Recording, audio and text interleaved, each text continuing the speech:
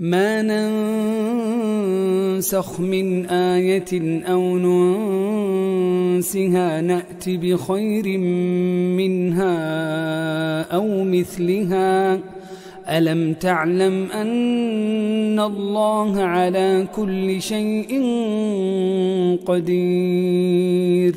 يبين الله تعالى أنه حين يرفع حكم آية من القرآن أو يرفع لفظها فينساها الناس، فإنه سبحانه يأتي بما هو أنفع منها في العاجل والآجل، أو بما هو مماثل لها، وذلك بعلم الله وحكمته.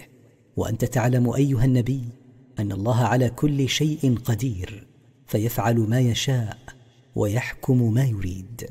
ألم تعلم أن الله له ملك السماوات والأرض وما لكم من دون الله من ولي ولا نصير.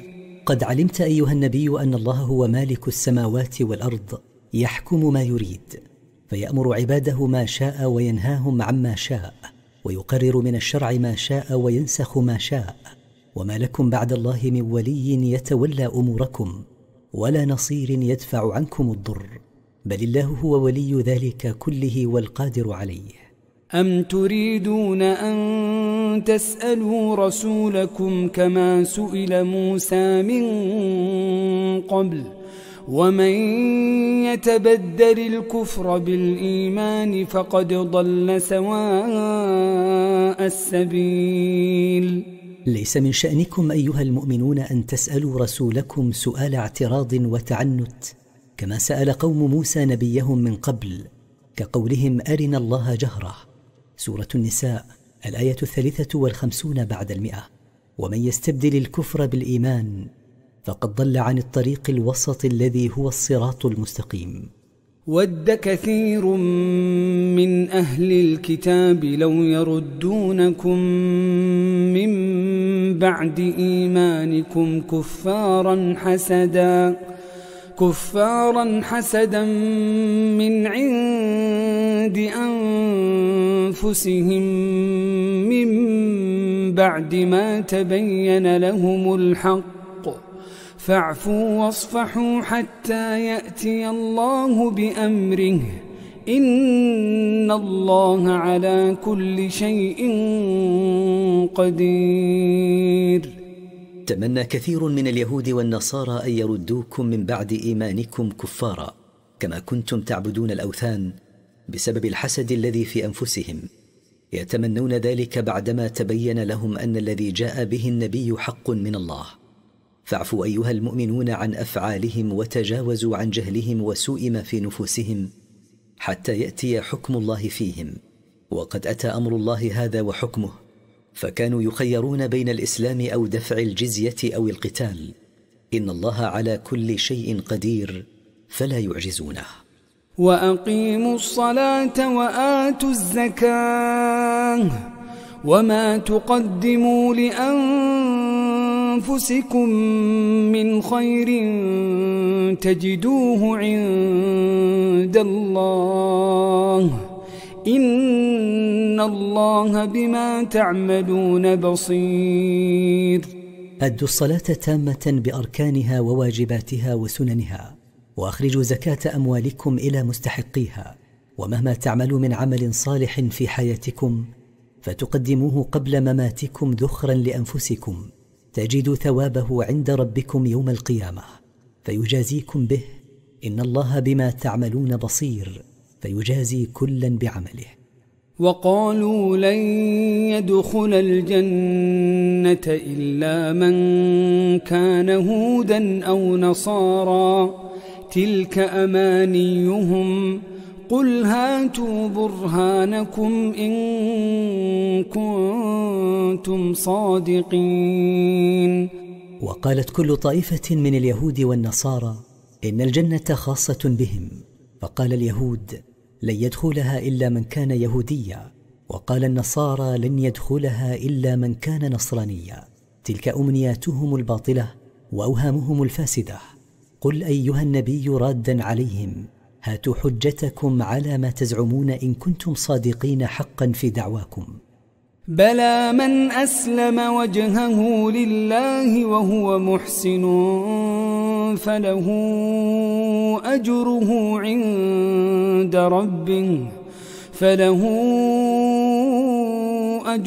عند ربه ولا خوف عليهم ولا هم يحزنون. ليس الأمر كما زعموا، إنما يدخل الجنة كل من أخلص لله متوجها إليه، وهو مع إخلاصه محسن في عبادته باتباع ما جاء به الرسول، فذاك الذي يدخل الجنة من أي طائفة كان، وله ثوابه عند ربه، ولا خوف عليهم فيما يستقبلون من الآخرة، ولا هم يحزنون على ما فاتهم من الدنيا. وهي أوصاف لا تتحقق بعد مجيء النبي محمد صلى الله عليه وسلم إلا في المسلمين. وقالت اليهود ليست النصارى على شيء وقالت النصارى ليست اليهود على شيء وهم يتلون الكتاب كذلك قال الذين لا يعلمون مثل قولهم فالله يحكم بينهم يوم القيامة فيما كانوا فيه يختلفون. وقالت اليهود ليست النصارى على دين صحيح، وقالت النصارى ليست اليهود على دين صحيح، وكل يتلو في كتابه تصديق ما كفر به والأمر بالإيمان بكل الأنبياء دون تفريق، مشابهين في فعلهم هذا قول الذين لا يعلمون من المشركين حين كذبوا بالرسل كلهم وبما أنزل عليهم من الكتب. فلهذا يحكم الله بين المختلفين جميعا يوم القيامة بحكمه العدل الذي أخبر به عباده بأنه لا فوز إلا بالإيمان بكل ما أنزل الله تعالى. ومن أظلم ممن منع مساجد الله أن يذكر فيها اسمه وسعى في خرابها أولئك ما كان لهم أن يدخلوها إلا خائفين لهم في الدنيا خزي ولهم في الآخرة عذاب عظيم. لا أحد أشد ظلما من الذي منع أن يذكر اسم الله في مساجده، فمنع الصلاة والذكر وتلاوة القرآن فيها، وسعى جاهدا متسببا في خرابها وإفسادها بهدمها أو المنع من أداء العبادة فيها. أولئك الساعون في خرابها ما كان ينبغي لهم أن يدخلوا مساجد الله إلا خائفين ترجف أفئدتهم لما هم عليه من الكفر والصد عن مساجد الله. لهم في الحياة الدنيا ذل وهوان على أيدي المؤمنين، ولهم في الآخرة عذاب عظيم على منعهم الناس من مساجد الله.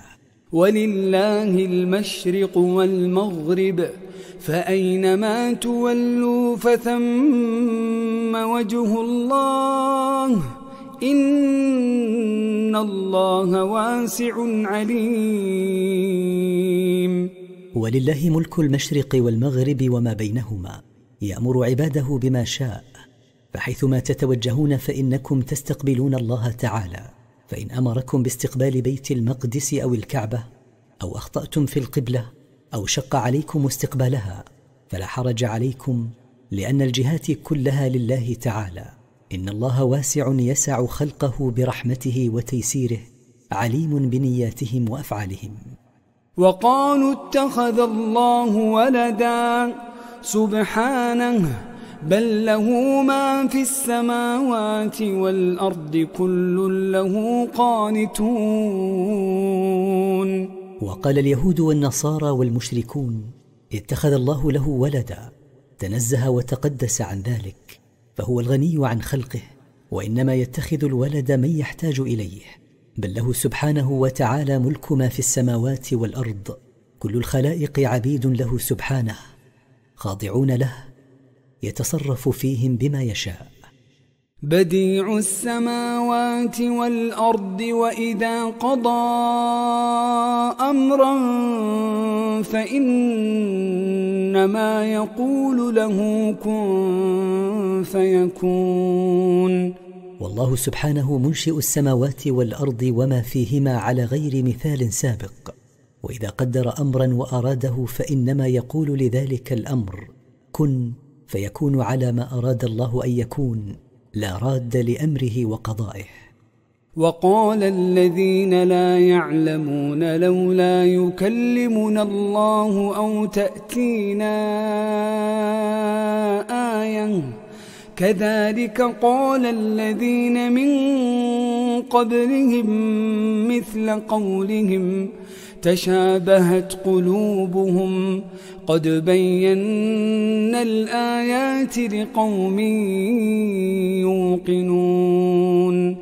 وقال الذين لا يعلمون من أهل الكتاب والمشركين عنادا للحق لما لا يكلمنا الله دون واسطة أو تأتينا علامة حسية خاصة بنا، ومثل قولهم هذا قالت الأمم المكذبة من قبل لرسلها، وإن اختلفت أزمنتهم وأمكنتهم تشابهت قلوب هؤلاء مع قلوب من تقدمهم في الكفر والعناد والعتو. قد أوضحنا الآيات لقوم يوقنون بالحق إذا ظهر لهم، لا يعتريهم شك ولا يمنعهم عناد. إنا أرسلناك بالحق بشيرا ونذيرا ولا تسأل عن أصحاب الجحيم. إنا أرسلناك أيها النبي بالدين الحق الذي لا مرية فيه، لتبشر المؤمنين بالجنة وتنذر الكافرين بالنار، وليس عليك إلا البلاغ المبين، ولن يسألك الله عن الذين لم يؤمنوا بك من أصحاب الجحيم.